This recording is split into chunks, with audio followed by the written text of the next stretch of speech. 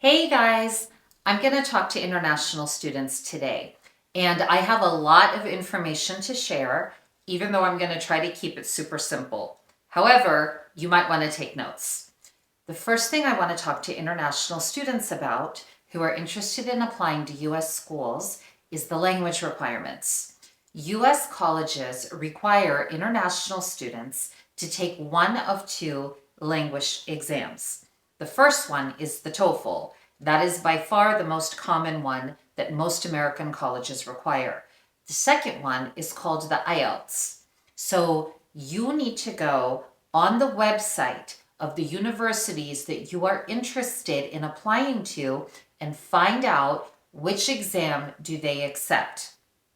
Either way, you also need to understand what percentile you need to be in so that your score is high enough to be considered. Every school has different requirements. The more competitive a university is, the higher percentile you're going to have to fall into. Having said that, generally speaking, across the country, in not super competitive schools, you need to score somewhere in the 40th percentile on either one of those English exams. Now, the second thing that I want to tell you, and this is what I tell my international students, is that if you have strong English skills, take either the TOEFL or the IELTS early in your high school career, because you're going to find that there are so many things that you have to do to get through the application process that the more things you can get done early on, the easier it'll be for you as you get closer to graduation and applying to college, okay? If you don't have strong English skills, then take one of those two exams right before your last year in high school, okay? Because by then you should have improved. The second thing that I want to talk to you about are standardized exams. US colleges typically accept one of two standardized exams, either the ACT or the SAT. And I want to say a couple of things about this.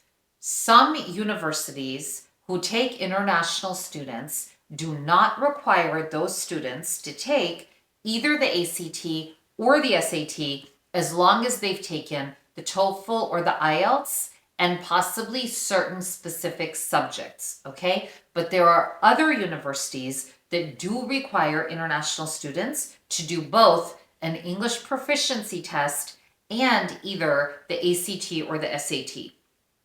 All across the country for American students, ACT and SAT have become test optional at a lot of universities. However, this does not necessarily extend to international students, okay? So again, you need to go to the university websites for the schools that you are interested in and understand what it is that they require with respect to American standardized exams, meaning the ACT or the SAT. The third big thing that I want to talk to you about is transcripts. Obviously, there are hundreds of countries with students who apply to American colleges. By and large, American colleges require some sort of transcript evaluation. I'm giving you the names of two organizations right here that you can approach for transcript evaluation services. Both of these entities are recognized all over the world, and they'll give you what you need to be able to apply to US colleges. Obviously, there's a fee, but this is what you need to do before you try to submit a transcript, okay? The next thing I want to tell you is that every document that you submit to a US school must be in English. So you may need someone to translate it, okay? Different schools accept different types of translators. Harvard will accept any translation by an English teacher. But again, go to the website and check what they require. Now, I want to talk to you about something equally important, which is your visa. The visa application process is something you want to start early. US schools are going to look at your application. If they admit you, they're going to submit your information to a central data bank. It's called the Student and Exchange Visitor Information System, SEVIS. You will be issued an F1 form for any four-year program. You take the F1 form to your local U.S. Embassy or consulate, and you fill it out there. And you are going to be required to give an interview. So you need to give yourself enough time, like as soon as you know you've been admitted, to start this process, because it can obviously get delayed. So I always tell my international students, start early. As soon as you know and you have the form, get on it, okay?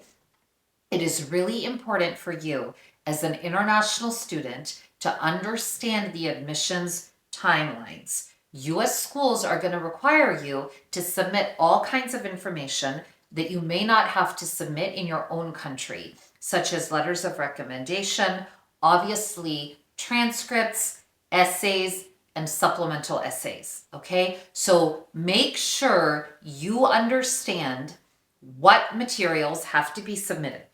Make sure you also understand when they have to be submitted. Look at the deadlines. Lastly, make sure you understand how they have to be submitted, because there are online portals that we use in this country to upload information. And this is what universities here use, the most common one being the Common Application. However, make sure you know what the portal is. The university websites will tell you. I hope this information was useful. If you'd like to have my assistance to do your applications, I'm happy to talk to you. Please like and subscribe if you liked this information. Please feel absolutely free to share this with any family member, relative, or friend that you think might get use out of it. And thank you very, very much for your time. I appreciate your trust. Bye-bye.